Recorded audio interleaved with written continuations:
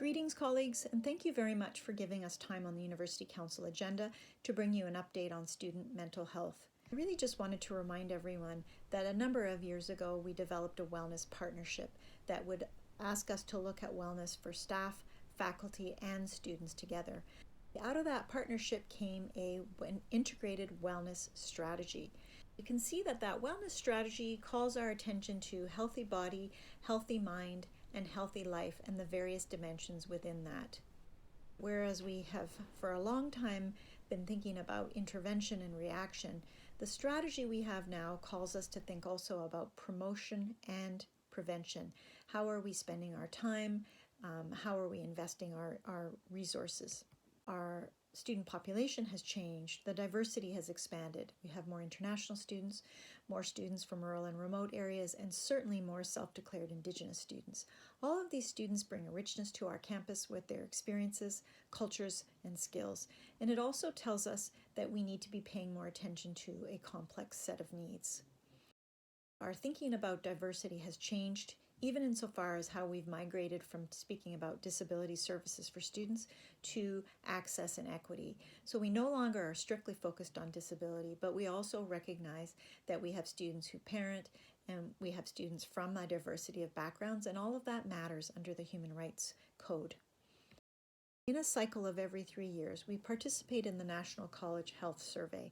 And in this last round in the spring of 2019, what we saw is that the 4 most significant factors in predicting academic performance included stress, anxiety, depression, and sleep difficulties. So these were the factors that impacted successful academic performance. And this is not to suggest that we view students of today as being somehow more psychologically fragile than their predecessors, but rather we see them as experiencing a much more complex, competitive, and uncertain world. All of these things impacting their mental health. Just before I turn it over, I wanted to just suggest to you that we've been advancing on a series of strategic goals. And those goals have to do with the range of services that we provide, thinking about access to the right support at the right time, the quality and the timeliness of those services, the multidimensional approaches that we take, as well as sustainability in the approach that we take. And now I would like to turn it over to Peter Headley, who is our Director of Student Affairs and Services and who oversees our student health and wellness as a whole.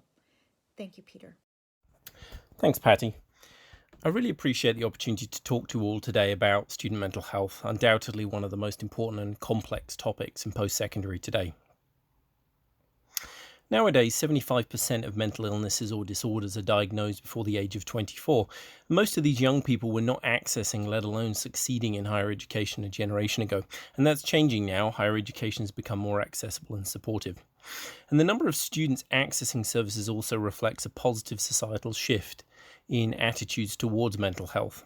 Overall, we've started to do a better job in increasing our knowledge, changing attitudes, thus reducing stigma around mental health issues, which removes barriers to people on campus and in the wider community getting the help they need.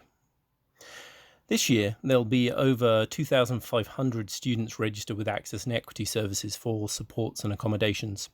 This represents 10% of the entire USask student population.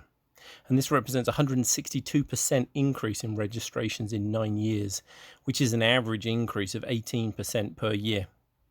Only 6% of accommodations are now provided for physical disabilities. 75% are provided for students registered with hidden or invisible disabilities. And the 3 most common are ADHD, generalized anxiety disorder, and major depressive disorder, which account for 44% of registrations. Over the past 4 years, we've worked to increase the mental health supports for students. This has included working to optimize the work of the team and increase access to supports, introducing a more accessible and inclusive mental health intake process, increasing the number of drop-in and follow-up appointments, reducing the number of last-minute cancellations and no-shows from students. This result, as you can see from this graph, which compares appointment numbers for the fall term since 2016, shows that we've been able to double the number of counselling appointments provided to students, which has been achieved with a slight increase in the FTE in the team. Having health practitioners on campus is a crucial part of the puzzle nowadays, and students definitely need them now more than ever. And this year, we're set to top 20,000 student mental health related appointments across our team of practitioners. The nurses and family physicians' day to day work and caseload contain a lot of mental health related appointments. Approximately 60% of all appointments of family physicians are mental health related, which is significantly higher than physicians in the community would likely see. When we stepped up the number of students we were serving, we were concerned that we'd likely see a reduction in the quality of service and experience for students, but that's not actually what happened, and these figures are taken from the surveys that we regularly run for users of the wellness resources, and indicating to us that our team is not only supporting students' health and well-being, but also supporting them in maintaining and improving their academic grades. I'm going to let this piece of written feedback from a survey we received from a student speak for itself.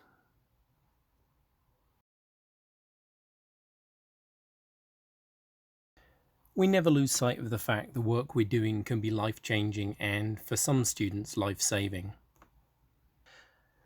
We've not relied upon traditional reactive health supports. We've always looked to grow our supports in the areas of health education, promotion, and prevention.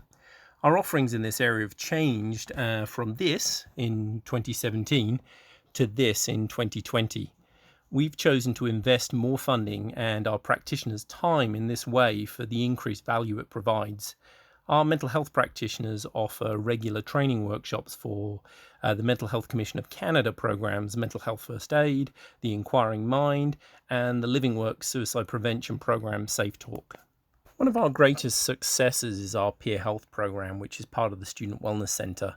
The program approaches wellness in a multidimensional way, and areas of focus for the students include student parents, alcohol moderation, substance use, healthy lifestyles, invisible disabilities, and mental wellness. It's a fantastic volunteer and student leadership opportunity, and I'm very proud to say that with the support of the Saskatchewan Ministry of Health, we're in the process of sharing our peer health model with 5 other Saskatchewan post-secondary institutions. While the University of Saskatchewan's always been a secular institution, there's always also been a presence of faith-based supports in one kind or another through campus ministry and previously the Multi-Faith Chaplains Association. Spiritual wellness was identified as a vitally important piece in our wellness strategy work, and this started a process that led to the creation of the Faith Leaders Council, an entirely volunteer group nominated by their faith communities in Saskatoon. We currently have 13 different faith representatives from across the religious and denominational spectrum. They act as a multi-faith religious resource for our diverse students, staff, and faculty. And they've played many roles on campus over the past couple of years in good times and bad since their roles were introduced. Another key strategy for us has been information sharing, and this has been mainly in the form of a new wellness website. Last year, there were over 55,000 individual visits to the Student Wellness website, which was an increase of 80% in a single year, which we felt was a real success. We also have an online wellness calendar linked to Pause, where all of our events and activities are shared and promoted so they're visible to the whole campus community. In our campus environment, we know that students having a sense of belonging, acceptance, and connection is foundational to their health and well-being. Our approach focuses on providing students an opportunity to access support, make connections, build community, and learn about health and well-being. And these resources and opportunities can all be found in the new USAS Community Centre, which we opened to coincide with Bell Let's Talk in January of this year, a day on which the nation focuses on mental health. The centre is the home to the peer health and faith leader programs, and I always love walking past this space because it's always such a wonderful hub of activity, and on any given day there are so many student-focused activities and events happening there. It's just such a great location, and it's been such a pleasure to see that come to fruition this year. Each year, Maclean's magazine surveys post-secondary students about their levels of satisfaction around services and supports. And as we've innovated in areas around mental health and well-being, we've closely watched the student satisfaction rankings related to mental health services. And we've been very happy and reassured to see USask has moved up 6 places in 2 years. And this is a great credit to the team leaders and staff members for their hard work and dedication and expertise. The thing we quickly learn is that when students have a good experience, they'll encourage friends to engage with the same supports. In addition, every time we go out and talk to students and colleagues about mental health, students become more aware of the issues and options for support. And in both cases, is exactly what we want, but it also means that we have more students wanting to access services, which can be challenging, especially when the clock is ticking during a term and students feel that they need the supports the moment they need them. And the product of this success brings some challenges of its own. And this graph shows the numbers of students month by month for the past 3 academic years that completed a mental health intake to access services. And it shows us there's a clear regular cycle of usage, but also shows in September 2019 there was a 70% increase in the number of students seeking mental health services compared to the previous 2 years. And in truth, we weren't expecting that. And we believe it was largely attributable to our team members and peer health just doing a fantastic job at promotions. After October, the figures for this academic year were lower than in previous years, which we were expecting. We knew that focusing on promotion and prevention, including good quality online content, would reduce the number of students feeling that they needed professional support. It also speaks to the increasing amount of mental health support happening across the wider team, rather than it simply being focused on the counselling team alone. In terms of the wider team, one of the key challenges relates to the capacity within the team and the timeliness of service we can provide. In the last academic year, we increased the number of same-day mental health drop-in appointments, which resulted in us delivering around 400 appointments in that way. The challenge comes with ongoing caseload appointments for counsellors and family physicians, and at peak times in the year, wait times can be extended. The grey bar shows our goal for the upper limit of wait time in days versus the orange bar, which shows the longest wait time in days. And this obviously shows that we're some way from where we need to be and that more resources needed in these areas. We're currently going through an extraordinary period in our history and the history of the world, which has challenged us to change the way we do things within a space of just a few days. As campus closed, we've moved to a remote delivery model for all of our services, which has meant that our health and support practitioners are all working remotely. Over the coming days and weeks to come, we know that students, colleagues, and the wider community will face growing personal and professional challenges. Our teams are currently working to design and deliver some timely support resources on different platforms to assist our campus community and beyond to tackle what they're currently experiencing and prepare for what is sadly likely to come. This year, we're working on a few different fronts to support student mental health and well-being with 3 key projects, as well as the opening of our new Prince Albert campus, which I look forward to talking to you about, hopefully in person in a few months' time. I just wanted to close by offering my thanks to Patty and all the wonderful people I work with, and nothing I've shared would have been possible without them.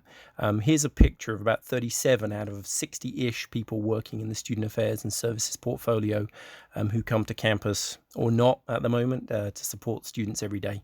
I really appreciate your interest and your attention, and I'll hand back to Patty. Thank you for that, Peter. Thank you for all the time you invested in putting this presentation together for our colleagues.